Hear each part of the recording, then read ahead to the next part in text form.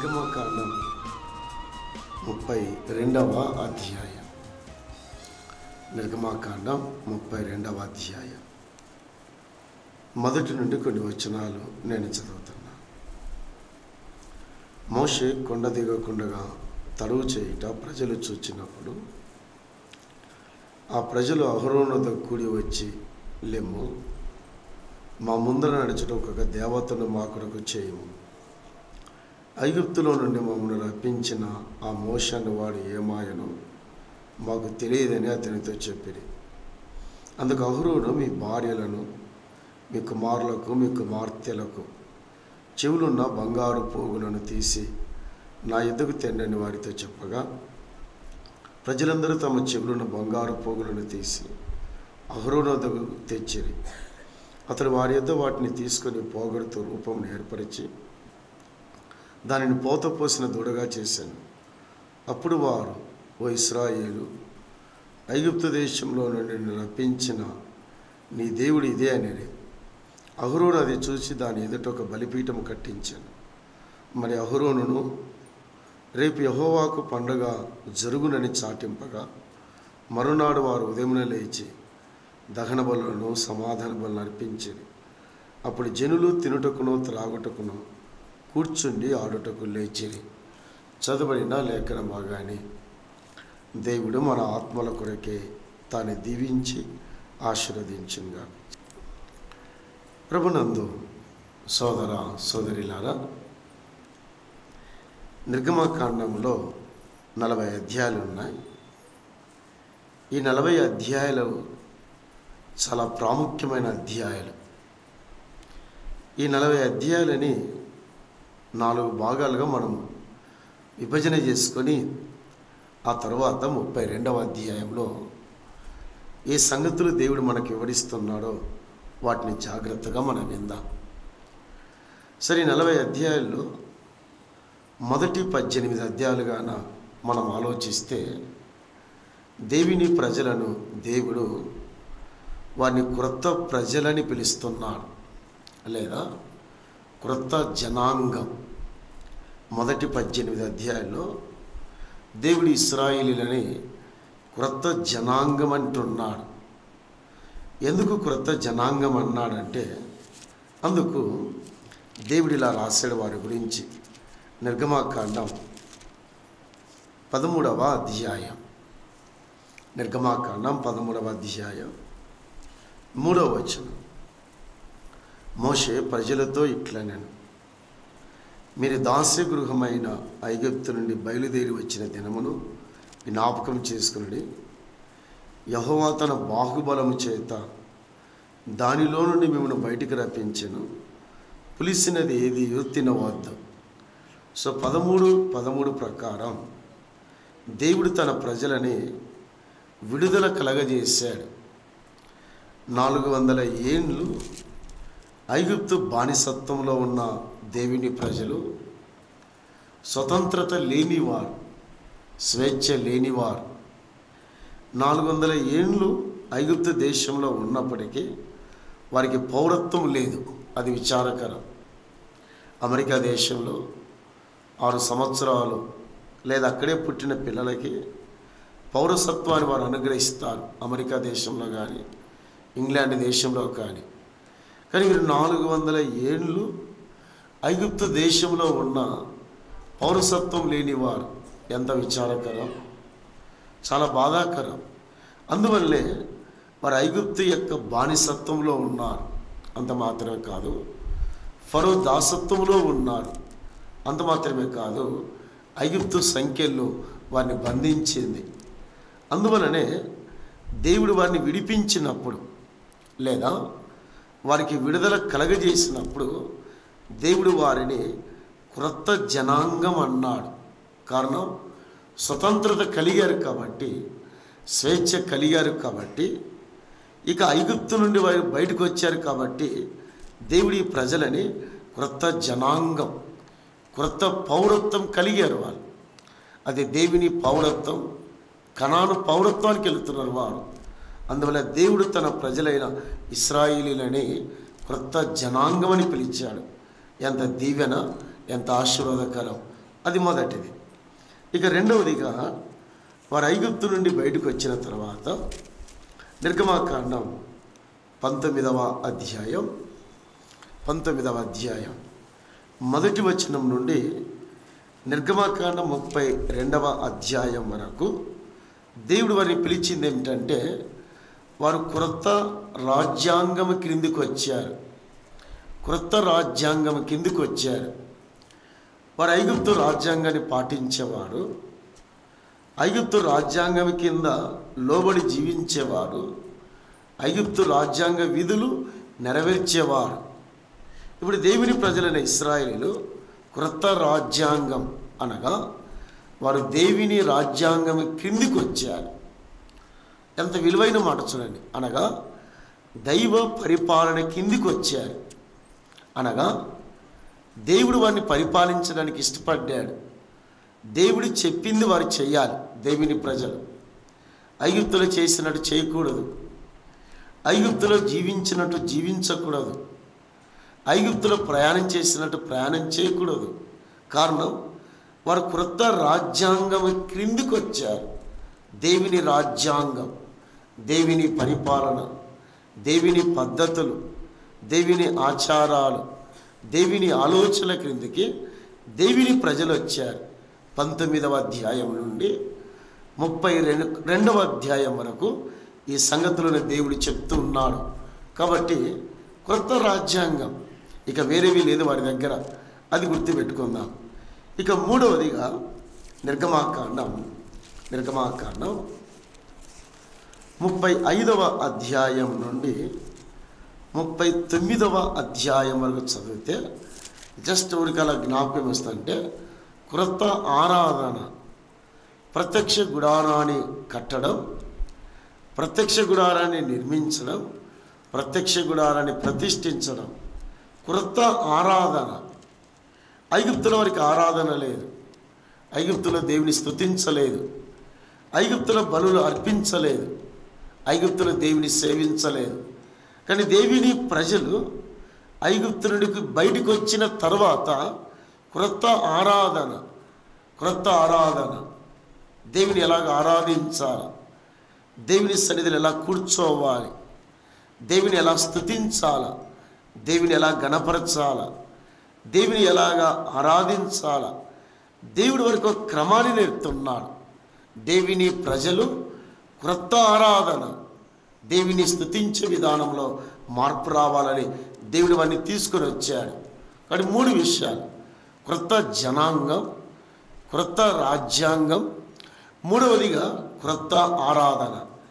ఇక నాలుగవదిగా నిర్గమాకాండం 40వ అధ్యాయం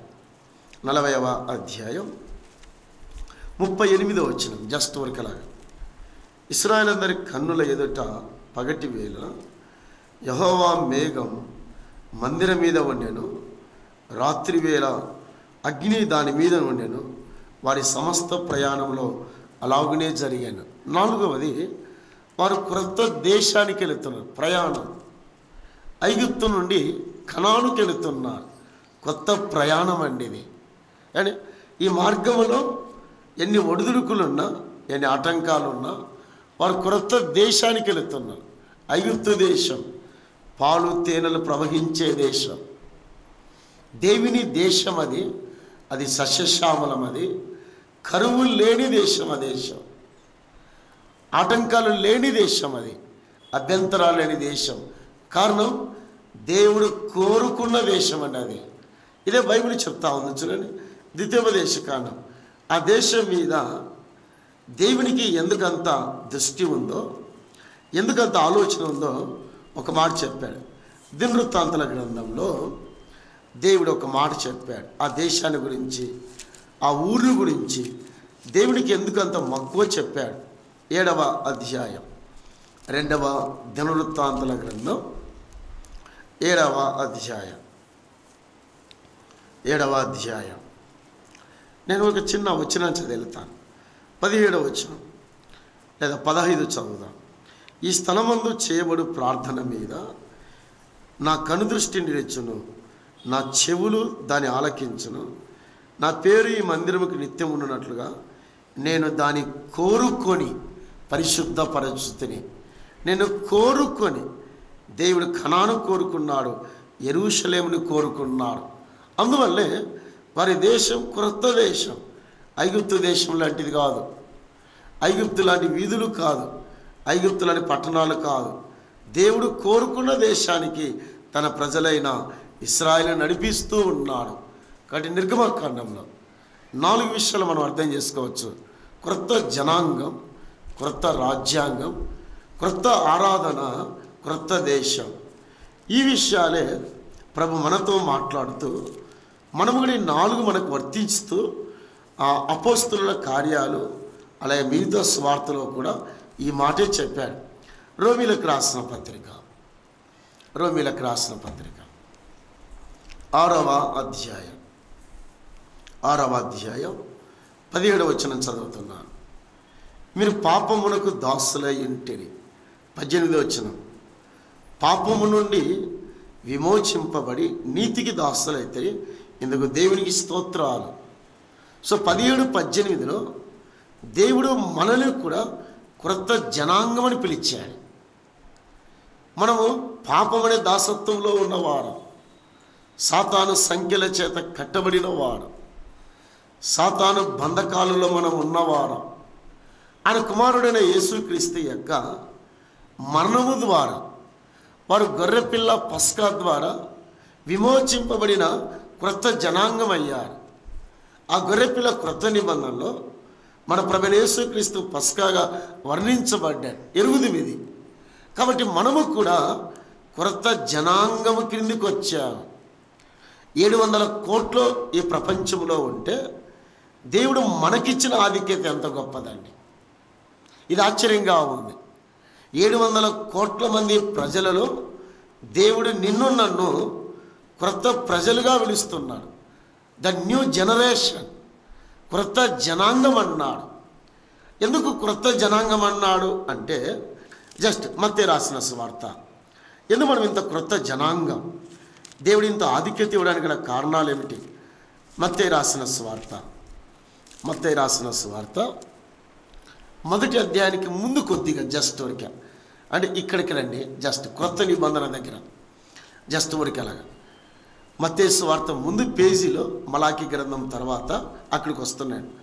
మన ప్రభువును రక్షకుడైన యేసుక్రీస్తుని గురించిన క్రొత్త నిబంధన గ్రంథం ఇది. ఏ గ్రంథం? ఆ క్రొత్త జనాంగం, క్రొత్త నిబంధన గ్రంథం. ఎందుకు క్రొత్త ఏమంటే ఇప్పుడు చెప్పాడు.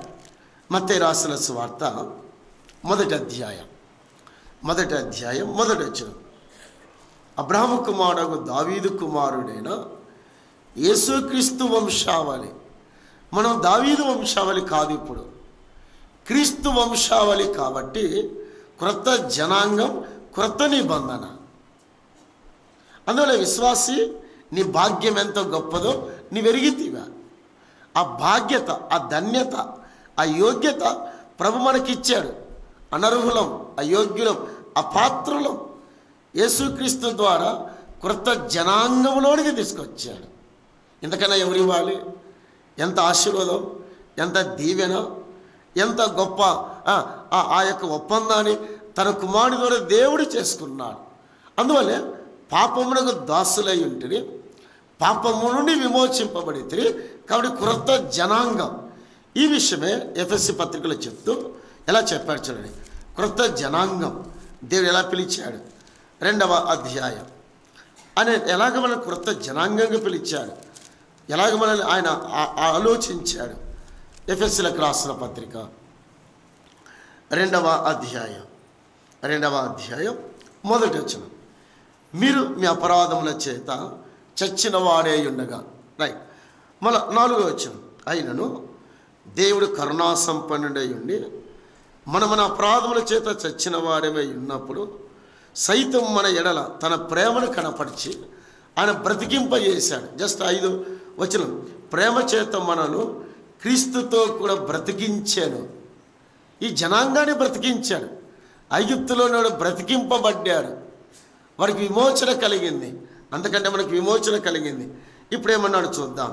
2వ అధ్యాయం, అదే ఎఫెసీయులకు రాసిన పత్రిక 2వ అధ్యాయం 13వ వచనం. అయినను మునుపు దూరస్తులైన మీరు ఇప్పుడు అనే మాట ఇంపార్టెంట్. ప్రజెంట్ టెన్స్లో మాట్లాడాడు ఈ పత్రిక రాసేటప్పుడు. చూడు 14వ వచనం. ఆయన మళ్ళా చదువుతాను 13. అయినను మునుపు దూరస్తులమైన మీరు ఇప్పుడు క్రీస్తు యేసునందు క్రీస్తు రక్తము వలన సమీపస్తులై ఉన్నారు. అందువల్ల మనం క్రొత్త జనాంగముగా ఈరోజు విశ్వసించిన మనల్ని ఆయన కుమారుని ద్వారా ఆయనే పిలుస్తూ ఉన్నాడు. అందువల్ల దేవునికి ఎంత కృతజ్ఞతగా చెల్లించాలంటే అంత కృతజ్ఞత కలిగి ఆయనను ఆరాధించాలి, ఆయనను స్తుతించాలి. సో మనము క్రొత్త జనాంగం. రెండవదిగా చూద్దాం. రెండవదిగా కొరింథీయులకు రాసిన మొదటి పత్రిక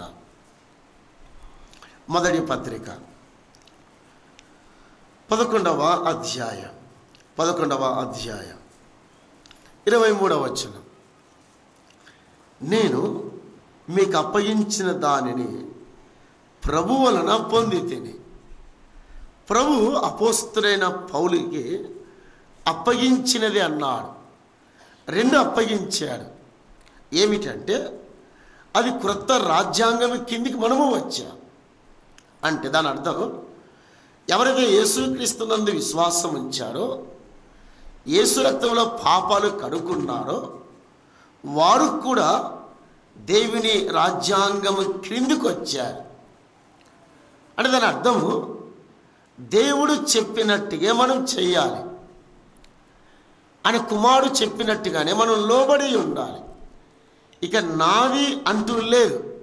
నా కోరికలు, నా ఆశలు, నా ఉద్దేశాలు, నాకు ఇష్టమైతే చర్చికి రావడం, కష్టమైతే ఆగిపోవడం ఇక లేదు. బుద్ధి పుడితే వాక్యం వినడం, బుద్ధి లేకపోతే జస్ట్ కూర్చోడం అది కాదు. నేను ఆయన రాజ్యాంగము క్రిందికి వచ్చాను. ఆయన రాజ్యాంగం క్రిందికి వచ్చానంటే నేనేం చేయాలి? అపోస్తల కార్యం. నేను ఆయన ఎందుకు విశ్వసించాను, నేను అంగీకరించానంటే ఆయన కిందికి వచ్చిన నేను, ఆయన యొక్క ఏలుబడి కిందికి వచ్చిన నేను, ఆయన అధికారం కిందికి వచ్చిన నేనేమి చేయాలి? అపోస్తల కార్యం 24వ అధ్యాయం. పౌలు ఎలా మాట్లాడుతూ ఈ మాటలు ఎలా చెప్పాడో చూద్దాం. అపోస్తల కార్యం జస్ట్ ఆయన అక్కడక్కడ కొన్ని మాటలు చెప్తూ 26వ అధ్యాయానికి వెళ్దాం. అపోస్తల కార్యం 26వ అధ్యాయం. ప్రభు చేత పట్టబడిన తర్వాత, ప్రభు చేత పిలువబడిన తర్వాత ఆయన అడిగిన ప్రశ్న చాలా మంచి ప్రశ్న. 26వ అధ్యాయం 16వ వచనం చదువు.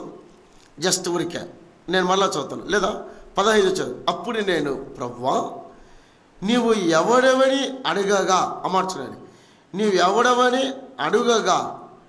ఇంతవరకు తన జీవితంలో ఒకరి కింద నడిచిన వ్యక్తి, ఒకరి కింద ప్రయాణం చేసిన వ్యక్తి దమస్కులో ప్రభు చేత పట్టబడిన తర్వాత నీవెవడివి ఊహాడివు, నీవెవడివో చెప్పాలి అని అన్నాడు. నేను నజరేయుడైన యేసుని అని చెప్పినప్పుడు 22వ అధ్యాయంలో ఈ మాట అన్నాడు. నీవెవడివి అని అడిగిన తర్వాత ఇప్పుడేమన్నాడో చూద్దాం. 22వ అధ్యాయం అపోస్తల కార్యం 22వ అధ్యాయం వచనం 10వ వచనం చదువుతున్నాను. అప్పుడు నేను, ప్రభువా నేనేమి చెయ్యవలని అడగగా. అమ్మాట చూడండి, అపోస్తల కార్యం 22వ అధ్యాయం 10వ వచనం. అప్పుడు నేను, ప్రభువా నేనేమి చెయ్యవలని అడగగా. నీ రాజ్యాంగం క్రిందికి నేను వచ్చాను, నీ పద్ధతిలోనికి వచ్చాను, నీ అధికారం క్రిందికి నేను వచ్చాను, నీ అజమాయిషిలోకి వచ్చాను. కాబట్టి ప్రభువా ఇప్పుడు ఏమీ చెయ్యవలేను. ఇంగ్లీష్లో బాగుంది, వాట్ మస్ట్ ఐ డూ అన్నాడు. నేను తప్పకుండా ఏమి చేయాలో నాతో మాట్లాడు. మనం ఆయన ప్రజలము కాబట్టి మనము కూడా ఆయన రాజ్యాంగం క్రిందికి వచ్చాం. బాగుంది. ఆయన రాజ్యాంగం, ఆయన పద్ధతులు, ఆయన ఆలోచనలు, ఆయన ఉద్దేశాలు. ఈ మధ్య భారతదేశం మరొక మాట అన్నారు. సో రాబోయే ప్రభుత్వం ఒకవేళ వస్తే వాళ్ళు అన్నారు, రాజ్యాంగాన్ని మేము సవరిస్తామన్నారు. ఏమన్నారు? రాజ్యాంగాన్ని సవరిస్తాం. బట్ మనకి ఇవ్వబడిన రాజ్యాంగం దేవుని రాజ్యాంగం, దేవుని పద్ధతులు, దేవుని ఆలోచనలు కలిగిన నీవు నేను. రెండవ ప్రశ్న, ప్రభువా నీ రాజ్యాంగం క్రింద నేనేమి చేయాలి? నా ఆలోచనలు కాదు, ఇంకా నా తలంపులు కాదు, నా కోరికలు కాదు, ఆయన రాజ్యాంగం క్రింద కలిసి ప్రయాణం చేయాలని దేవుడు ఇష్టపడుతున్నాడు. కానీ క్రొత్త జనాంగముగా మనం పిలిచాడు. ఆయన రాజ్యాంగాన్ని ఇచ్చాడు. స్థానిక సంఘానికి ఒక విశ్వాసం ఎలాగుండాలి, పెద్దలకు ఎలా లోబడి ఉండాలి, దేవుని మందిరానికి ఎలా రావాలి, దేవుని ఎలా స్తుతించాలి, దేవుని ఎలా గణపరచాలి. రాజ్యాంగం. చాలామంది విశ్వాసులు దేవుని రాజ్యాంగం క్రింద ఉండడానికి ఇష్టపడట్లేదు. ఎందుకు? ఈ రాజ్యాంగం క్రింద ఉంటే దేవుడు చెప్పింది చేయాలి. మనం సొంతగా చేయకూడదు, సొంత ప్రయాణం చేయకూడదు.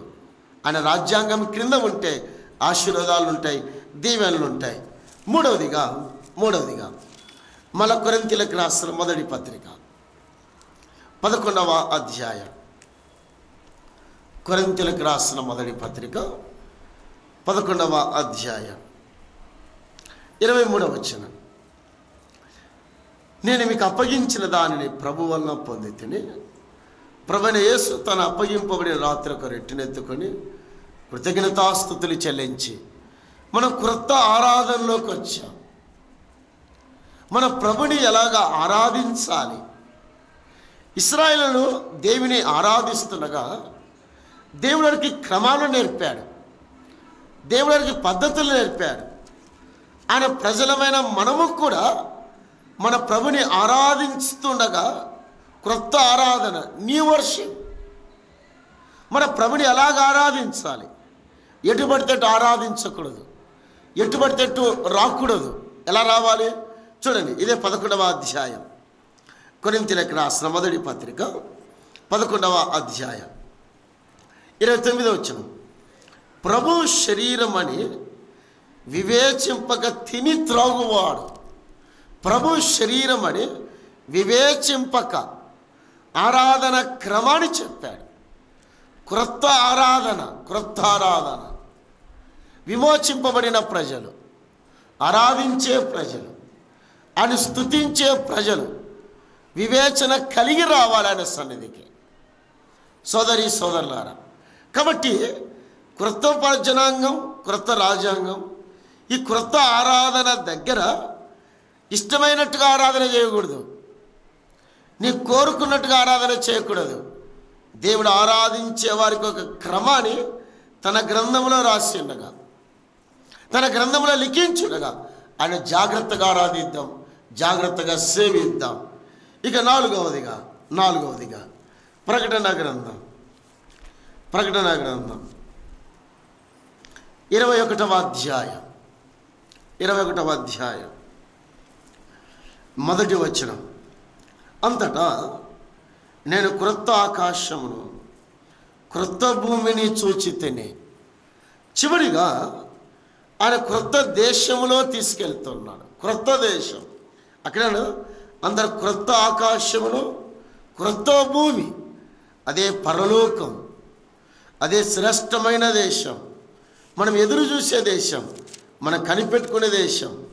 ఈవెన్ మన పితరులు కూడా దానికోసం ఎదురు చూస్తున్నారు. క్రొత్త దేశం. హెబ్రీలకు రాసిన పత్రిక 11వ అధ్యాయం 16వ వచనం. అయితే వారు మరి శ్రేష్టమైన దేశమును అనగా పరలోక సంబంధమైన దేశమును కోరుచున్నారు. పరలోక సంబంధమైన దేశం. ఆ దేశం ఎంత మంచి దేశం అండి. అది భారతదేశం కాదు, అమెరికా దేశం కాదు, ఇంగ్లాండ్ దేశం కాదు, స్కాట్లాండ్ కాదు. ఈ ప్రపంచానికి మించిన శ్రేష్టమైన దేశం అది. మన దేశం, మన పట్టణము, మనం నివసింపగోరే దేశం అది. మన పితరులు ఎదురు చూశారు, మన పితరులు కనిపెట్టుకొని ఉన్నారు, మన పితరులు ఆశతో ఉన్నారు. నాకు చిన్న ప్రశ్న వేస్తాను. మనం చనిపోయినప్పుడు ఒక పాట పాడతాం, సమాధి పేటలో మనిషి ఉండగా ఒక పాట పాడతాం. ఏ పాట అది? పరదేశులము. మనం అప్పుడే వాడతాం, అది ఇంక మిగతా సమయంలో వాడం, జస్ట్ అప్పుడే వాడతాం, ఎప్పుడు వాడం మనం. అది నిజంగా రోజు మన పాట అదే. మన దేశం ఇది కాదు, మన పట్టణం ఇది కాదు, మన పురం ఇది కాదు, అని మన నివాసం ఇది కాదు. అది రమ్యమైన దేశం. ఇశ్రాయేలు దేశ కనాను దేశము కంటే అత్యున్నతమైన దేశం అదండి. ఆహా, ఎంత మంచి దేశాని కోసమే దేవుడు మనల్ని సిద్ధపరుస్తున్నాడు అని చెప్పి వెళ్ళాడు. నేను మరలా వస్తాను, టిల్ ఐ విల్ కమ్, నేను తిరిగి వచ్చేంత వరకు మీకోసం నేను వెళుతున్నాను. ఎంత విలువైన మాటలు చెప్పాడు. ఆ దేశం ఎలా ఉంటుందంటే, బహుశంకులు అమెరికా వచ్చాం, మనం వెళ్ళలేదు.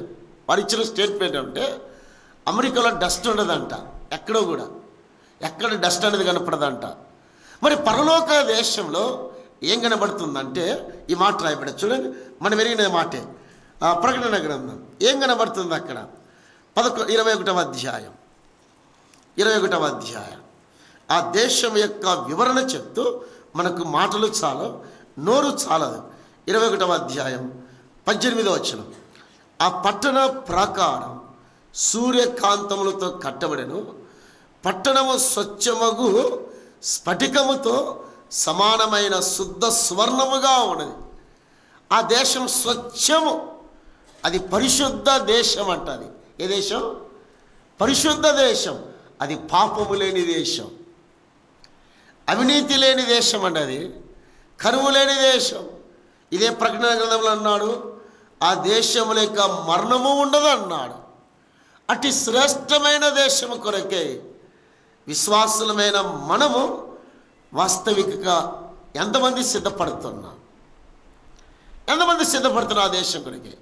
మనం పాట పాడుతున్నాం, పరదేశులము ప్రియులారా, మన పురం ఇది కాదు, అది వాస్తవమే.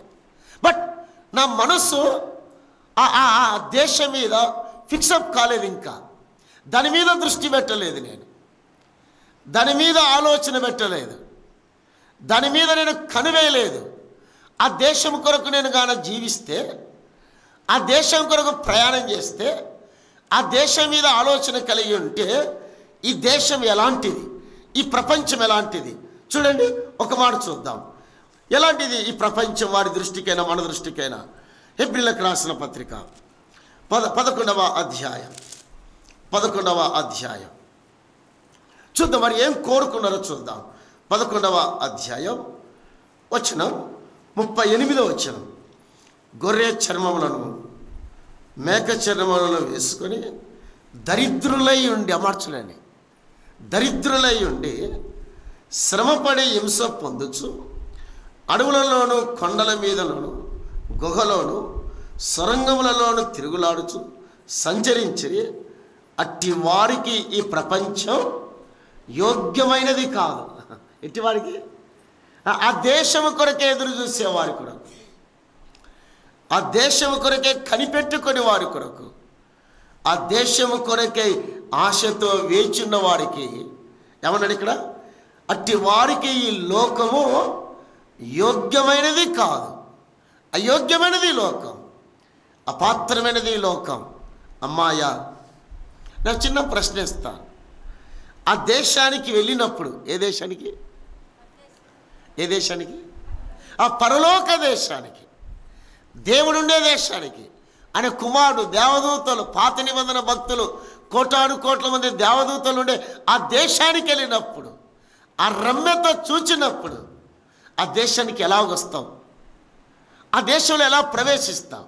ఒక చిన్న మాట చూద్దాం. ఆ దేశానికి వస్తావు లేదనట్లేదు. ఆయన రక్తంలో కడగబడ్డావు కాబట్టి, బాప్తీసం తీసుకున్నావు కాబట్టి, సంఘములో చేర్చబడ్డావు కాబట్టి వాస్తవమే. బట్ ఆ దేశానికి ఎలా వస్తావు, ఆ దేశంలో ఎలా ప్రవేశిస్తావు అనే దగ్గర కింద 2 మాటలు చెప్పెళ్తాను. కనానులోకి ఎంతమంది వెళ్ళారండి? ఇద్దరు వెళ్ళారు. ఎవరెవరు? ఆ కాలేబు, అందరూ ఏమైనారు? రాలిపోయారు. ఎక్కడ? ప్రయాణమే వచ్చారు. విడిపింపబడిన ప్రజలే, విమోచింపబడిన ప్రజలే. బట్ వాగ్దాన దేశంలో స్వతంత్రించుకోలేక అరణ్యములో రాలిపోయారు, మధ్యలోనే రాలిపోయారు. అలాగే విశ్వాసి ఆ నిత్యత్వానికి ప్రయాణమవుతుండగా, ఆ పరలోకానికి ప్రయాణమవుతుండగా, ఆ దేవలోకానికి, ఆ దేవుడుండే లోకం, ఆ ప్రభుండే లోకానికి వెళుతుండగా మనం ఎలా ప్రవేశిస్తాం ఆ లోకంలో? పేతురు తను రాసిన పత్రికలో రెండవ పత్రిక, పేతురు రాసిన రెండవ పత్రిక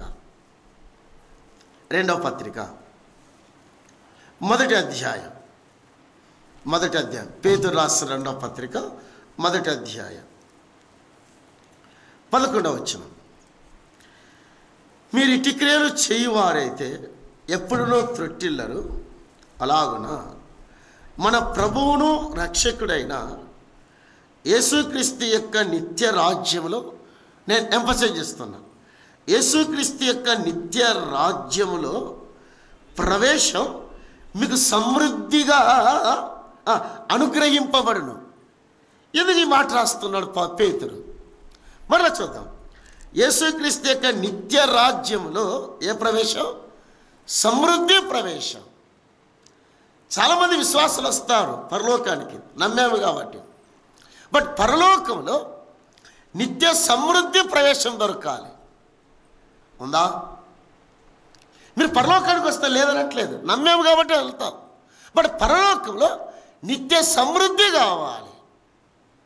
నువ్వు అక్కడ ఆనందించాలి అంటే, అక్కడ సంబరపడాలి అంటే, అక్కడ సమృద్ధిగా సంతృప్తిగా ఉండాలి అంటే ఈ లోకంలోనే నువ్వు ఏర్పరచుకోవాలి. అందరూ వస్తారు పరలోకం అనుకుంటున్నారు, నిజమే, నేను లేదనట్లేదు. నమ్మిన ప్రతి విశ్వాస పరలోకానికి వెళుతాడు, అనుమానం లేదు. బట్ నిత్య సమృద్ధిగా వెళ్ళాలి. ఎందుకు ఈ మాట చెప్పాడంటే, యోహాను ఒక మాట అన్నాడు, హెచ్చరికగా చెప్పాడు. యోహాను రాసిన మొదటి పత్రిక, నిత్య సమృద్ధి లేనివాడు, నిత్య సంతృప్తి లేనివాడు పరలోకంలో నిత్య రాజ్యానికి వచ్చే వారి గురించి మాట్లాడుతూ యోహాను రాసిన మొదటి పత్రిక 2వ అధ్యాయం చూడండి, 28వ వచనం జాగ్రత్తగా చదువుతాం.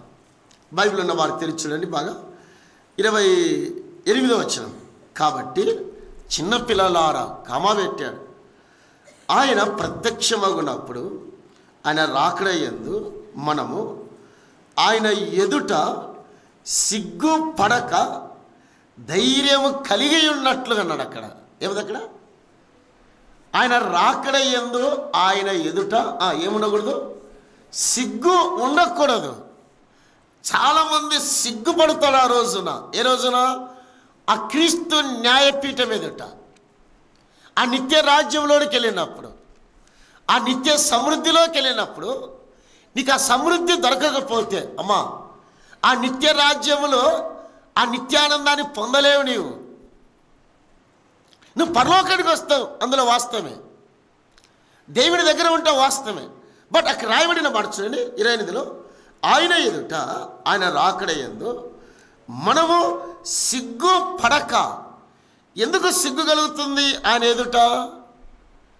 ఒక ఆయన మన బ్రదర్ అని సహవాసం చెందిన ఆయన, ఇంగ్లాండ్ దేశానికి చెందిన ఆయన, ఆయన పేరు జాన్ మెక్గాడ్. ఇడ్జున్నాను ఆయన గారంట ఒక వివాహానికి పిలువబడ్డాడు ఇథియోపియాలో. సామాన్యంగా మ్యారేజ్కి వెళ్ళేటప్పుడు ప్రతి వారి చేతిలో బహుమానాలు ఉంటాయి. అంటే పెళ్లి కూతురికి ఇచ్చేవాళ్ళు పెళ్లి కూతురికి ఇస్తారు, పెళ్లి కొడుకు ఇచ్చేవాళ్ళు పెళ్లి కొడుకు ఇస్తారు. ఈయన దగ్గర రోజు చిల్లి గవ్వలేదంట, ఈ దొర దగ్గర డబ్బు లేదంట. ఈయన వంతు పిలువబడ్డాడు మ్యారేజ్కి, కానీ డబ్బు లేకుండగా ఆ వరుసలో నిలబడినప్పుడు ఆ స్టేజ్ మీదకి వెళ్ళలేకపోయాడంట. కారణం, తన చేతిలో ఏ బహుమానం లేదు. కింద నుండి hello hello hello hello good morning, wish you happy married life అన్నాడంట. వేల మంది చూస్తుండగా ఈ దొరని చూచి గల్లున నవ్వారంట అండి, పక్కపక్క నవ్వారంట. అప్పుడు అన్నాడు ఆయన, ఇంటికెళ్ళి మోకాల మీద నిలబడి, యేసు ప్రభువా, నా చేతిలో ఏమీ లేకుండా మ్యారేజ్కి వెళ్ళాను, నన్ను చూచి అవమానపరిచారు, నీ క్రీస్తు న్యాయపీఠం ఎదుట ఇది జరగకుండా కాపాడన్నాడు ఆయన. చూడండి భయం. క్రీస్తు న్యాయపీఠం ఎదుట వట్టి చేతులతో లేకుండగా నిండు చేతులతో సమృద్ధైన చేతులతో నిలబడటకు నీ కృప దయచేయండి. ఇక్కడ కూర్చున్న మీలో చాలామంది పరలోకానికి వస్తారు, బట్ వట్టి చేతులతో వస్తారు, ఖాళీ చేతులతో వస్తారు. ప్రభు నీ పేరు పిలవడక్కడ. నీకు ఏదైనా బహుమానం ఇవ్వాలి అంటే, ఏదైనా కిరీటం ఇవ్వాలి అంటే, ఏదైనా ప్రశంస ఇవ్వాలి అంటే నీ చేతిలో నుండి ఈ లోకం నుండే పంపాలి. ఏమీ లేకుండా వస్తే అన్నాడు, ఆయన రాకడ యందు ఆయన ఎదుట సిగ్గుపడినట్టుగా. ఎంతమంది విశ్వాసులు సిగ్గుపడతారు? కోటాను కోట్ల మంది విశ్వాసులు, కోటాను కోట్ల మంది భక్తులు. ఏమంటే మేము చర్చికి వచ్చాము, దండయాత్రలు చేశాం, స్వార్థలు చెప్పాం, ఎన్నో చేశాం. ఇవేందో ఎల్లరూ వెళ్ళ ఆ క్రీస్తు న్యాయపీఠం ఎదుట సిగ్గు లేకుండా ఉండాలి. సోదరుల, నిత్య సమృద్ధి దొరకాలి, మనకు నిత్య ప్రవేశము దొరకాలి. వాడు కనానుకి వెళ్ళారు, లేదనట్లేదు, బట్ కనానులో, ఆ దేశంలో కనానులో వాడు అనుభవించలేకపోయారు. ఆ సంతోషాన్ని, ఆ సమృద్ధిని, ఆ సహవాసాన్ని అనుభవించలేకపోయారు. ఆయన బిడ్డలమైన మనము నిత్య రాజ్యానికి వెళుతాం, ఆ నిత్య దేశానికి వెళుతాం. బట్ ప్రశ్న ఏమిటంటే నిత్య సమృద్ధిగా వెళ్ళాలి. ఎలా వెళ్ళాలో?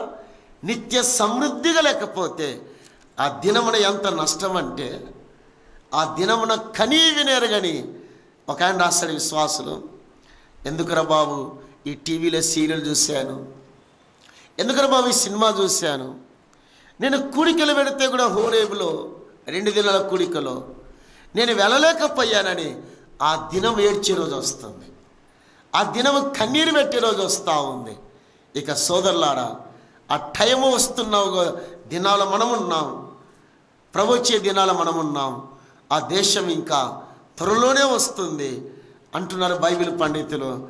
దేవుడి ప్రపంచానికి చాలా ముగింపు పలికే దినాల దగ్గరలో ఉన్నాయి. ఇక లేశంలో మంచిదని చూడమే మనము. ఆ పూర్వ దినాలు ఇక రావు, ఆ శ్రేష్టమైన దినాలు రావు. వచ్చే దినాలన్నీ కూడా చెడు దినాలు కాబట్టి, భయంకరమైన దినాలు కాబట్టి, మన దేశానికి వెళ్ళడానికి పేతురు ఒక మాట చెప్పాడు. ఈ మాటలు చెప్తూ ఎందుకు ఈ మాట చెప్పాడు చూద్దాం.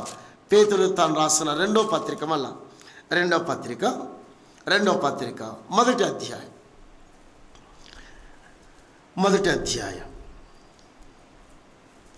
13వ వచనం 14వ వచనం. మరియు మన ప్రభువైన యేసుక్రీస్తు నాకు సూచించిన ప్రకారం నా గుడారమును త్వరగా విడిచిపెట్టవలసినదని ఎరిగి నేను ఈ గుడారములో ఉన్నంతకాలం ఈ సంగతులు జ్ఞాపకము చేసి మిమ్మల్ని రేపుట న్యాయమని, రేపుట మీకు రోషము కలగాలని, మీకు జ్ఞానోదయం కలగాలని, మీకు వివేకము కలగాలని, ఆ దేశము కొరకే మీరు ఎదురు చూడాలని, ఆ దేశము కొరకే కనిపెట్టుకోవాలని, ఆ దేశము కొరకే ప్రయాణం చేయాలని ఆ ప్రభు సెలవిచ్చిన ప్రకారం అపోస్తులు సెలవిచ్చారు. కాబట్టి యేసు ప్రభు మనను కూడా 4 విషయాలుగా చెప్పాడు. ఒకటి, క్రొత్త చెప్పండి అన్న, క్రొత్త జనాంగం. రెండవది క్రొత్త రాజ్యాంగం. రాజ్యాంగం అంటే ఏంటి? దేవుని రాజ్యాంగం, దేవుని పరిపాలన. నా హృదయంలో దేవుని పరిపాలన ఉండాలి, నేనున్న సంఘంలో దేవుని పరిపాలన ఉండాలి, నేనున్న కుటుంబంలో దేవుని పరిపాలన ఉండాలి. దేవుని పరిపాలనకు మించి నేను వెళ్ళకూడదు ఎక్కడికి. దైవ పరిపాలన, దైవ పద్ధతులు, దైవాలోచనలు, దైవ ఉద్దేశాలు, దైవ సంకల్పాలే కుటుంబంలో నెరవేర్చబడాలి, సంఘంలో నెరవేర్చబడాలి, నా వ్యక్తిగత జీవితంలో నెరవేర్చబడాలి. దైవ పరిపాలన. ఒక ప్రశ్న వేస్తాను, ఎంతమంది దైవ పరిపాలన కింద మనం ఉన్నాం? రియాలిటీగా ఉంటుందా? నిజంగా నా కుటుంబంలో దైవ పరిపాలన ఉంది, నా వ్యక్తిగత జీవితంలో దైవ పరిపాలన ఉందా? చాలామంది ఎలాగునంటే, నాకు నేనే రాజు, నాకు నేనే మంత్రి. సో అలాగైతే దేవుని పరిపాలనలో ఎన్నడూ ఉండదు. యేసుప్రభు అన్నాడు, మీలోనే మీ మధ్యలో నా రాజ్యం ఉంది అన్నాడు. మీలోనే మీ మధ్యలో నా రాజ్యం అంటే దాని అర్థం ఏమిటి? మన హృదయంలో ఆయన రాజ్య పరిపాలన ఉండాలి, ఆయన పరిపాలన, ఆయన పద్ధతులు ఉండాలి, ఆయన ఆలోచనలు ఉండాలి. అప్పుడు తప్పక దేవుడు చక్కగా నడిపిస్తాడు, చక్కగా ఆశీర్వదిస్తాడు. క్రొత్త ఆరాధనకు వచ్చాం. ఆరాధన ఆరాధన ఆరాధన వివేచింపక వివేచన కలిగి రావాలి ఆరాధన. కారణం ఇది న్యూ వర్షం విమోచింపబడిన ప్రజలు ఆ ఆరాధన క్రమంలోకి వస్తుండగా ఎంత జాగ్రత్తగా రావాలి. చివరిగా మనం ఆయన క్రొత్త రాజ్యానికి వెళుతున్నాం, ఆ దేశానికి వెళుతున్నాం. నేనంటాను, ఆ దేశానికి వెళ్ళిన తర్వాత మొట్టమొదటిగా నేను చూడాలన్న కోరిక ఏమిటంటే అపోస్తలుడైన పౌలుని చూడాలన్న కోరిక నా కోరిక. ఎందుకంటే ఎంతో ప్రయాసపడ్డాడు, ఎంతో కష్టపడ్డాడు. ఆసియా నుండి ఐరోపా ఖండ ఇటలీ వరకు వెళ్ళాడండి. ఇటాలియన్ వరకు వెళ్ళాడు. దేవుని సేవ చేశాడు, కష్టపడ్డాడు, ప్రయాసపడ్డాడు. ఆయన చూడాలనే అపేక్షతో నేను ప్రభుని చూడాలని మొదటి కోరిక. రెండోది పౌలు చూడాలని అపేక్షతో ఆ దేశం కొరకే ప్రాణం అయిదాం, ఆ దేశం కొరకే ఎదురు చూద్దాం. కాబట్టి మన రోజు ఈ పాట పాడుకునే లెగ్గానే పరదేశులము ప్రియులారా మన పురము కానీ మనం ఏమున్నామంటే నా పురము పులివెందల, నా పురము కర్నూలు అన్నట్టుంది మనది. ఏది లేదు, ఇంకా ఇదే మనది, ఇదే. కానీ మన పురం ఇది కాదు, మన దేశం ఇది కాదు. అట్టి దేశం కొరకు ఎదురు చూద్దాం. వెళదాం, నిర్గమాకాండానికి వెళదాం. నిర్గమాకాండం, జస్ట్ ఈ నిర్గమాకాండంలో నిర్గమాకాండం 13వ అధ్యాయం. నేను ఒక మాట చెప్పి దాటెళ్తాను జస్ట్ ఊరికే. ఆ మాట చాలా ఇంపార్టెంట్. లేదా నిర్గమాకాండం 12వ అధ్యాయానికి వెళదాం. 12వ అధ్యాయం ఆ చిన్న మాట వెళ్దాం. చిన్న మాట 12వ అధ్యాయం 2వ వచనం. నెలలలో ఈ నెల మీకు మొదటిది, ఇది మీ సంవత్సరమునకు మొదటి నెల. మళ్ళా చదువుతున్నాను. నెలలో ఈ నెల మీకు మొదటిది, ఇది మీ సంవత్సరమునకు మొదటి నెల. సో ఈ 2వ వచనం ప్రకారం వారు నూతన సంవత్సరంలోకి అడుగు పెట్టారు. సో మాట చదువుతాం. నెలలో ఈ నెల మీకు మొదటిది, ఇది మీ సంవత్సరమునకు మొదటి నెల అన్నాడు. ఏ నెల? మొదటి నెల. ఇంపార్టెంట్ అది. సో ఆ క్రొత్త సంవత్సరంలోకి అడుగు పెట్టారు వారు. 400 ఏళ్ళు వేరక్కడ, 430 ఏళ్ళు ఐగుప్తు దేశంలో సంవత్సరాల కంటే ఈ నెలలో అబీబు నెల మొదటి నెల, మొదటి దినమున వారి ప్రయాణం. కానీ మొదటి నెల మొదటి దినమున కనాను ప్రయాణం, వారి ప్రయాణం. ఇక ఐగుప్తు లేదు, ఇంకా ఐగుప్తు లోకం మాయలోకము లేదు, మాయ ప్రపంచము లేదు, మాయాలోచనలు లేవు, మాయ తలంపులు లేవు, మాయ కోరికలు. మొదటి నెల మొదటి తేదీన మొదటి సంవత్సరమున వారి ప్రయాణం కనాను ప్రయాణం. దేవుడు ఎంత గొప్పవాడండి. సో వాడి సంగతి అలాగే పెడితే మన విషయాన్ని జస్ట్ వరకు అలాగా మన విషయానికి వస్తే అపోస్తల కార్యం 20వ అధ్యాయం. అపోస్తల కార్యం 20వ అధ్యాయం. పౌలు ఆయన ప్రయాణంలో మాట్లాడుతూ ఈ మాట చెప్పారు. 20వ అధ్యాయం 1వ వచనం.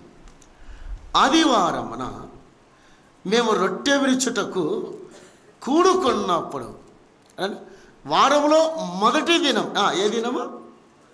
ఆదివారం, ద డే ఆఫ్ ఫస్ట్, ఆదివారం. సో ఆదివారమున మేము రొట్టె విరుచుటకు కూడుకున్నప్పుడు, అది మొదటి నెల మొదటి సంవత్సరం మొదటి దినం. సో మన విషయానికి వస్తే సో ఆ క్రొత్త సంవత్సరం, ఆ క్రొత్త నెలలో క్రొత్త వారం మొదటి దినమున, వారంలో మొదటి దినమున ఆదివారమున మేము రొట్టె విరుచుటకు కూడినప్పుడు గ్యాదర్ టుగెదర్ అంటూ హిజ్ నేమ్, ఆయన సన్నిధానంలో కూడినప్పుడు. ఓ సోదరులారా, వారికి ఎలా క్రొత్త సంవత్సరం ప్రారంభమైంది. సో నెలలో మొదటి ఆదివారం మొదటి దినమున మన ప్రభుత్వం మన యొక్క ప్రయాణం కావాలి. ఆదివారం రొట్టె విడిచిన కూడిక తర్వాత వినండి బాగుందాం. రొట్టె విడిచిన కూడిక తర్వాత మన ప్రయాణం ఎలాగ ఉండాలో జాగ్రత్తగా ఉండాలి. కానీ జరిగిందేమిటో చూద్దాం.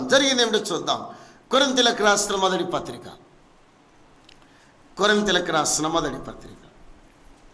11వ అధ్యాయం. నెలలో మొదటి ఆదివారం మొదటి దినమున రొట్టె విరిచిన తర్వాత జరిగిందేమిటో చూద్దాం. వారి ప్రయాణంలో ఏమి జరిగిందో మన ప్రయాణంలో కూడా అదే జరుగుతుంది. ఆరాధన కూడిక తర్వాత 28వ వచనం రండి. కొరింథీయులకు రాసిన మొదటి పత్రిక 11వ అధ్యాయం 30వ వచనం చదువుతున్నాం. 30 ఇందువలననే, అది అండర్లైన్ చేద్దాం. ఏందక్కడ? ఇందువలనే చూడండి. మీలో అనేకులు బలహీనులు రోగులై ఉన్నారు, చాలామంది నిద్రించుచున్నారు. ఏ కూడిక తర్వాత? అది విచిత్రమైన అంకుల్. రొట్టె విడిచిన కూడిక తర్వాత ఏముంది అక్కడ? మీరు మనసు ఇందువల్ల మీరేమన్నాడు? అనేకులు రోగులు ఎక్కడున్నారు? సంఘాల రోగులు ఎక్కువైనారంట. బైబిల్ నేను చెప్పట్లేదు. చూడు, ఇందువలన రోగులు ఎక్కువ. ఎందుకు రోగులు? పైన చదువుదాం, జస్ట్ ఊరికి మళ్ళా చదువుదాం. ఎందుకు రోగాలు ఎక్కువైనాయి? 29వ వచనం. ప్రభు శరీరమని వివేచింపక ఏమంట? సరైన సిద్ధపాటు లేక వస్తున్నారు, సరైన అవగాహన లేక వస్తున్నారు, హడావుడిగా వస్తున్నారు. ఇందువలన వారి ప్రయాణంలో అరణ్యంలో రాలిపోయారు. ఆ క్రొత్త సంవత్సరం, క్రొత్త నెల, క్రొత్త తేదీ అయినప్పటికీ వారి ప్రయాణంలో జాగ్రత్త తీసుకోలేదు. వారి ప్రయాణంలో వివేకం కలిగలేదు. వారి ప్రయాణంలో దేవునితో సంబంధాలు లేవు. ఇందువలన మన అసెంబ్లీస్లో కూడా ఇందువలన వీళ్ళు అనేకులు రోగులై ఉన్నారు. రెండవది బలహీనులై ఉన్నారు. మూడవది చాలామంది నిద్ర.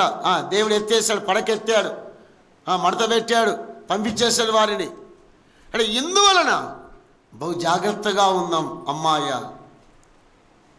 అనే సన్నిధిని అవివేకంగా రావద్దు, వివేచన కలిగి రావాలి. 2 నెలలు ప్రార్థన చేస్తున్నాం, కనిపెట్టుకున్నాం. వివేచన ఆలోచన తలంపు ప్రార్థనాపూర్వకంగా రావాలి. దేవునితో సంబంధం కలిగి రావాలి. ప్రభా నాతో మాట్లాడు ప్రభా, నాతో మాట్లాడు ప్రభా, నా కుటుంబంతో మాట్లాడు ప్రభా, నా జీవితంతో మాట్లాడు ప్రభా. ఆలోచన కలిగి వస్తే దేవుడు 2 దినాలు నీతో మాట్లాడతాడు, ఆయన ముచ్చటిస్తాడు, ఆయన సంగతులు వివరిస్తాడు. కానీ సోదరులారా, సో 5వదిగా ఆ క్రొత్త ఆ సంవత్సరం, క్రొత్త నెల, ఆ క్రొత్త తేదీన వారి ప్రయాణం జాగ్రత్తగా ఉండాలని, జాగ్రత్తగా ప్రయాణం చేయాలని ముందుగా చెప్పాడు. మనం ఆదివారం మొదటి తేదీన, ఆ మొదటి దినమున ఆ ప్రభుని ఆరాధించడానికి వస్తుండగా, ఆ ప్రభుని స్తుతించడానికి వస్తుండగా, ఆ ప్రభుని గణపరచడానికి వస్తుండగా ఎంత భయము కలిగి భక్తి కలిగి జీవించాలా. ఒక ఆయన ఉన్నాడు, బిల్లి గ్రహం గారు ఒక మాట, అమెరికా ఒక మాట అన్నాడు. ఆదివారం అనగానే ఈ ఆదివారం ఆరాధన చేసిన వ్యక్తి అదే సాయంకాలం నుండి వచ్చే ఆదివారం వరకు యేసు ప్రభు దగ్గర సిద్ధపడుతూ ఆ వచ్చే ఆదివారం కొరకై ఆతృతపడి ఆలోచన కలిగి ఆయన పాదాల దగ్గర ఆరాధిస్తానని రాశాడు. ఈ మాట చదివినప్పుడు నా గుండెను తాకింది. నేను ఎలా సిద్ధపడుతున్నాను, నిజంగా నా ప్రభుకి ఎంత ప్రార్థిస్తున్నాను.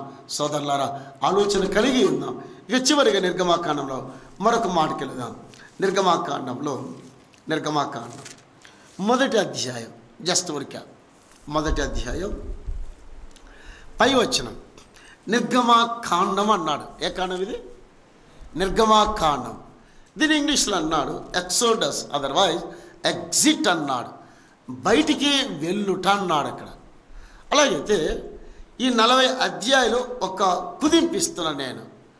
సో విమోచింపబడిన దేవుని ప్రజలు అని అలా రాసుకుందాం. మరి ఆదికాండం ఏముందంటే ఏర్పరచబడిన ప్రజలు. జస్ట్ ఊరికే ఆదికాండం ఏర్పరచబడిన ప్రజలు, నిర్గమాకాండం విమోచింపబడిన ప్రజలు. ఇక లేవియాకాండం ఆరాధించే ప్రజలు. ఎలా చెప్పారు చూడండి.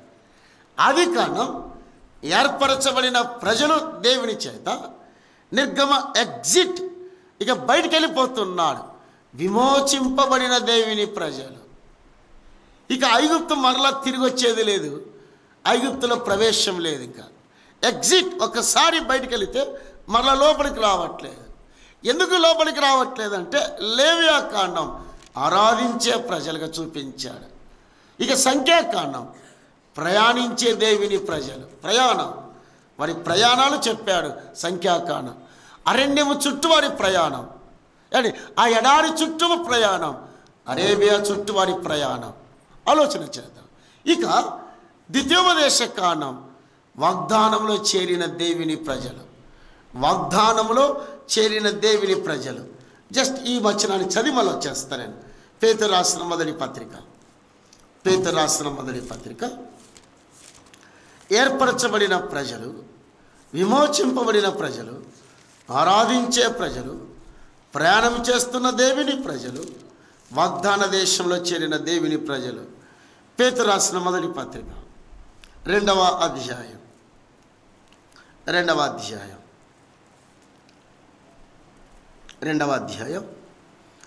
వచనం, 9వ వచనం. అయితే మీరు చీకటిలో నుండి ఆశ్చర్యకరమైన తన వెలుగులోనికి మిమ్మల్ని పిలిచిన వారి గుణాతిశయములను ప్రచురము చేయ నిమిత్తం ఏర్పరచబడిన వంశం. Thank the lord. ఆది కాండంలో ఏర్పరచబడిన వంశంగా చెప్తూ పేతురు అదే ముక్కని ఇక్కడ చెప్పాడు మనకు. ఏర్పరచబడిన వంశము అన్నాడు. రెండవదిగా రాజులైన యాజక సమూహం, నిర్గమాకాండం, విమోచింపబడిన తన ప్రజలని, మరి ముఖ్యంగా మనల్ని రాయల్ ప్రీస్ట్హుడ్ అన్నాడని, రాజులైన యాజక సమూహం. అంత ఆశ్చర్యం! మనము రాజులు ప్లస్ యాజకులం, అది నిర్గమాకాండం. మూడవదిగా పరిశుద్ధ జనము, అధిక లేవ్యాకాండం, ఆరాధించే ప్రజలు. వారు ఎవరంటే పరిశుద్ధ ప్రజలే, పరిశుద్ధ ప్రజలు. నాలుగవదిగా దేవుని సొత్తైన ప్రజలు, సంఖ్యాకాండంలో ప్రయాణము చేస్తున్న దేవుని ప్రజలు దేవుని సొత్తుగా పిలబడ్డారు. ఇక 10వ వచనం, ఒకప్పుడు ప్రజగా ఉండక ఇప్పుడు దేవుని ప్రజ అయితేరి. ద్వితీయోపదేశకాండం, ఇప్పుడు దేవుని ప్రజలం. కానీ సోదరులారా, మన విషయంలో ఎంత అమూల్యంగా చెప్పాడు. ఏర్పరచబడిన దేవుని ప్రజలం నీవు నేను, విమోచింపబడిన దేవుని ప్రజలం నీవు నేను, పరిశుద్ధ జనమనగా ఆరాధించే ప్రజలం. నాలుగవదిగా ఆయన కొరికి ప్రయాణం చేస్తున్నాం పరలోకానికి. ఐదవదిగా ఆయన ప్రజ అయితిరి. ఇక ఒక రోజున సొంతగా ఆయన దేశంలోకి మనం వెళుతాం, ఆయన ప్రజగా ఉండబోతున్నాం. ఈ సంగతులే చెప్పాడు. ఇక నిర్గమాకాండంలో మరొక మాట, జస్ట్ ఉరికాను మరొక మాట. నిర్గమాకాండం 40వ అధ్యాయం 34వ వచనం. 34. అప్పుడు మేఘము ప్రత్యక్ష గుడారమును కమ్మగా యెహోవా తేజస్సు మందిరమును నింపాను.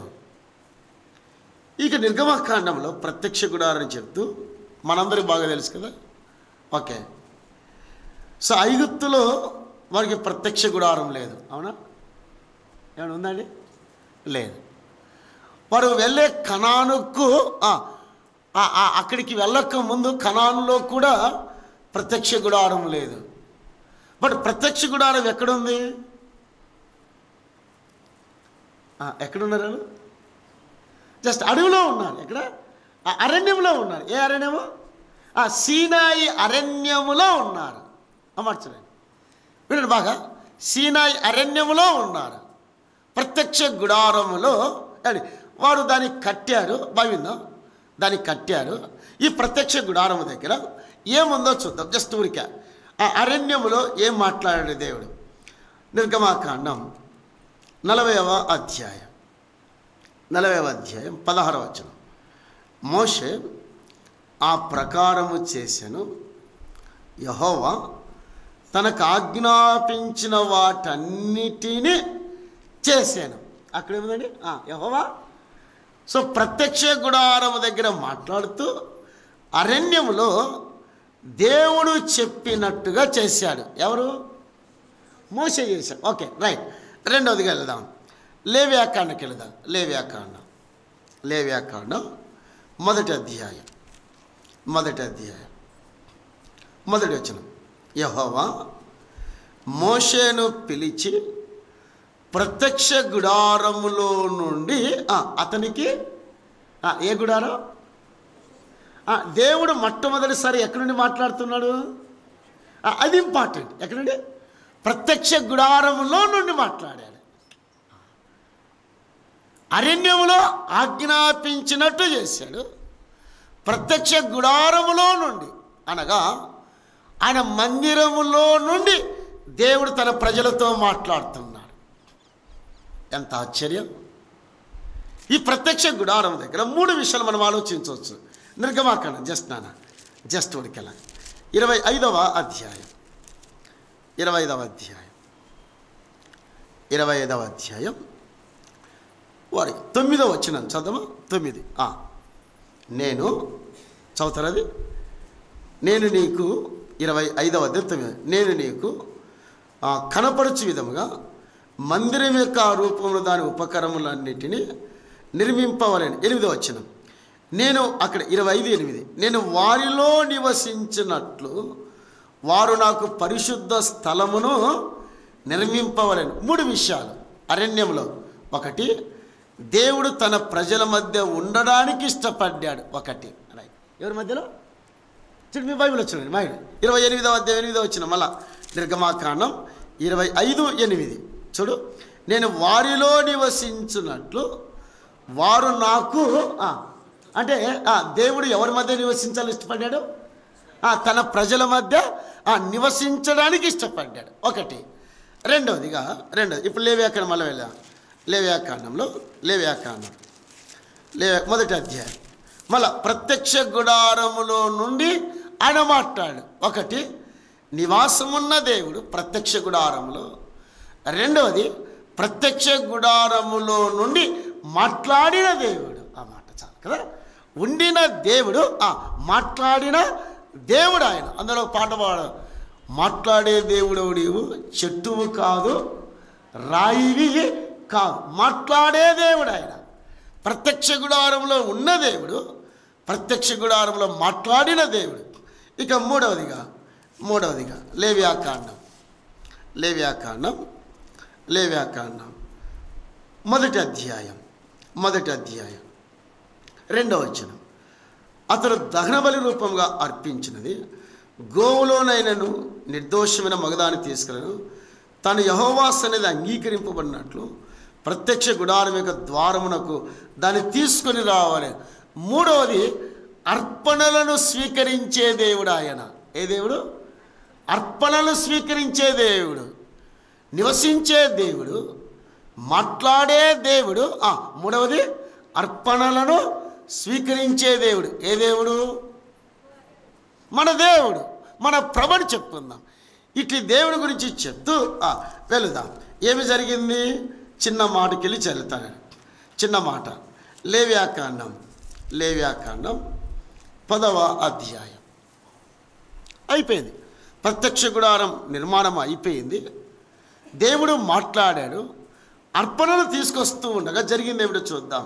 లేవ్యాకాండం 10వ అధ్యాయం 1వ వచనం.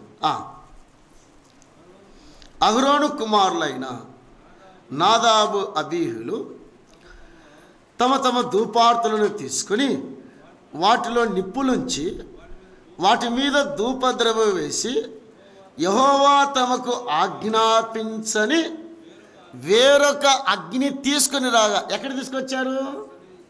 ఎక్కడికి? ప్రత్యక్ష గుడారం దగ్గర తీసుకొచ్చారు. నేను ఒక మాట అడుగుతాను.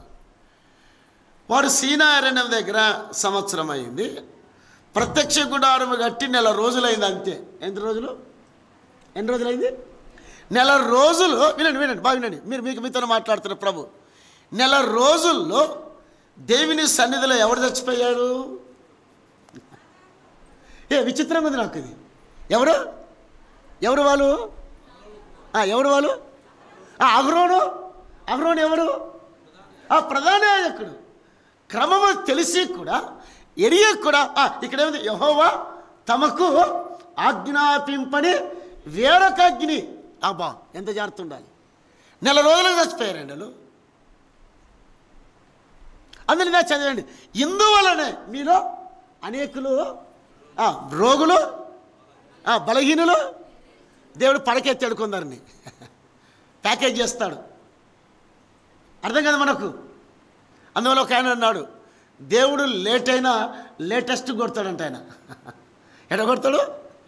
లేట్ అయినా లేటెస్ట్ కొడతాడంట. ఎఫ్ఐఆర్ ఉండదు, ఏముండదు, ఇంక అంతే. కాబట్టి వేరొక అగ్ని తీసుకొని రాగా ఎంత విచారకరం. రైట్. ప్రత్యక్ష గుడారం ఆయన సన్నిధి ఉండే స్థలం, ఆయన మాట్లాడే స్థలం, ఆయన అర్పణ స్వీకరించే స్థలం, ఆయన తీర్పును ప్రకటించిన స్థలం ప్రత్యక్ష గుడారం. ఎంత జాగ్రత్తగా ఉండాలి, ఎంత భయంతో ఉండాలి, ఎంత వణుకుతో ఉండాలి. ఇదే లేకపోతే జస్ట్ ఆ మాట చదివి ప్రార్థన చేసుకుందాం. ఓపిక ఇంకా గంట అని చెప్తాను నేను. ఇప్పటికే గంట దాటింది. రైట్. ఓకే. అపోస్తుల కార్యం జస్ట్ వరకే. అపోస్తుల కార్యం జస్ట్ వరకే.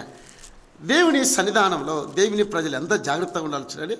5వ అధ్యాయం, అపోస్తుల కార్యం 5వ అధ్యాయం 7వ వచనం చూద్దాం. 7వ వచనం, ఇంచుమించు 3 గంటల సేపటికి వాని భార్య అంట. ఎవరి భార్య? ఎవరి భార్య అండి? ఎక్కడికి వస్తుంది ఈవిడ? ఎన్ని గంటలకు అంటే ఈమె సమయానికి రాలేదు. ఏమి నేను చెప్పట్లేదు, బైబిల్ అక్కడ చెప్తుంది. అక్కడ చూడండి, మళ్ళీ చూడండి, విచిత్రంగా ఉంది. చూడు 5వ అధ్యాయం వచ్చిన, ఇంచుమించు 3 గంటల సేపటికి వాని భార్య జరిగినది. ముందు భర్త వచ్చాడు ఆరాధన కూడికకు. ఈమె ఎన్ని గంటలు లేట్ వచ్చింది? ఇంటి దగ్గర ఎందుకుంది? అంతే. కాబట్టి దేవుడు లేట్ అయినా లేటెస్ట్ కొడతాడంటే భర్త చనిపోయినట్టు ఎవరికి తెలియదు? విచిత్రంగా ఉంది ఇది. అప్పటికే సమాధి చేశాడు. ఎవరిని? అననీయుడు. భర్త చనిపోయినట్టు భార్య తెలియదు. దేవుడు కొడితే అలాగుంటుంది అంతేగా. కొట్టకముందే జాగ్రత్త ఉండాలి మనం. ఇంకా కొట్టిన తర్వాత అంటే కుదరదు. ఇంకా రొమ్ము గుద్దుకున్న రాదు, కేకేసిన రాదు. దేవుడు ఎలా కొట్టాడు చూడండి. అననీయను కొట్టాడు, సప్పీరను కొట్టాడు. ఏ కుడికలో? రొట్టె విడిచే కుడికలో. ఏ కుడికలో? రొట్టె విడిచే కుడికలో కొట్టాడు. ప్రార్థన కుడికలో కొట్టాడు. సో ఆ అన్యాగ్ని తెచ్చిన వారు అననీయ సప్పీర వలె అహరోను కుమారుడు నాదాబు అబీహుడు ప్రత్యక్ష గుడారము కట్టి 4 రోజులైనంతే ఎరిగి కూడా, తెలిసి కూడా, దేవుని సన్నిధికి ఎలా రావాలో ఎరిగి కూడా అయోగ్యంగా వచ్చారు. అన్నయ్య సప్పీరులు వచ్చారు. ఎందువలన? జాగ్రత్తగా ఉందాం, జాగ్రత్త కలిగి వెళుదాం. 6 విషయాలు నేర్చుకుని నిర్గమాకాండం. క్రొత్త జనాంగం, 2వది క్రొత్త రాజ్యాంగం, 3వది క్రొత్త ఆరాధన, 4వది క్రొత్త దేశం, క్రొత్త సంవత్సరం, 5వది నిర్గమాకాండం. బయటికి వెళ్ళిన ప్రజలు వారు, ఆ ప్రజల గురించి రాయబడింది నిర్గమాకాండం. 7వదిగా ఆయన ప్రజల మధ్యలో ఉన్న ప్రత్యక్ష గుడారం. అరణ్యంలో, ఐగుప్తులో లేదు, కనాను వెళ్ళే కనాను ముందు లేదు, మధ్యలో ఉన్నారు. కనాను మధ్యలో, ఐగుప్తు మధ్యలో ఉన్నారు. 3 విషయాలు. ప్రత్యక్ష గుడారం. ఆయన నివాసం ఉంటానన్నాడు, ఆయన మాట్లాడుతానన్నాడు, అదే సమయంలో ఆయన తీర్పు ప్రకటిస్తానన్నాడు. కాబట్టి ఈ మాటలు విన్న నీవు నేను ఎంత జాగ్రత్తగా ఉండాలి, ఎలాంటి జాగ్రత్త కలిగి ఉండాలి? ఆ మాట చదివి ప్రార్థన చేసుకుందాం. కొరింథీయులకు రాసిన మొదటి పత్రిక. నీవు నేను ఎలా ఉండాలా? ఇదే మాటలు చెప్పాడు అపోస్తలుడైన పౌలు. కొరింథీయులకు రాసిన మొదటి పత్రిక 10వ అధ్యాయం